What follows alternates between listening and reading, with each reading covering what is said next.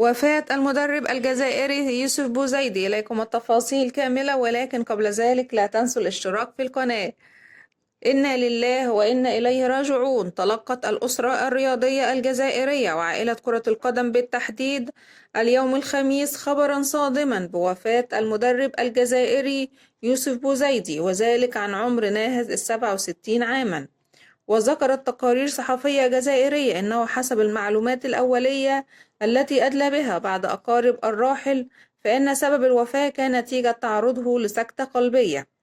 إنا لله وإنا إليه راجعون. ونعى الاتحاد الجزائري لكرة القدم وفاة بوزيدي، حيث تقدم رئيس الاتحاد وليد صادي باسم مكتبه التنفيذي بالتعازي لعائلة الفقيد عبر بيان رسمي نشره في الموقع الرسمي وفي مواقع التواصل الاجتماعي.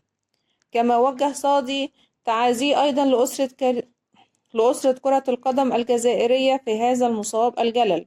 يذكر أن بوزيدي أشرف على تدريب العديد من الأندية الجزائرية، أبرزها نصر حسين داي شبيبة القبائل، مولودية وهران وغيرها. إنا لله وإنا إليه راجعون. الله يرحمه ويغفر له. ولهنا نكون وصلنا إلى نهاية خبرنا.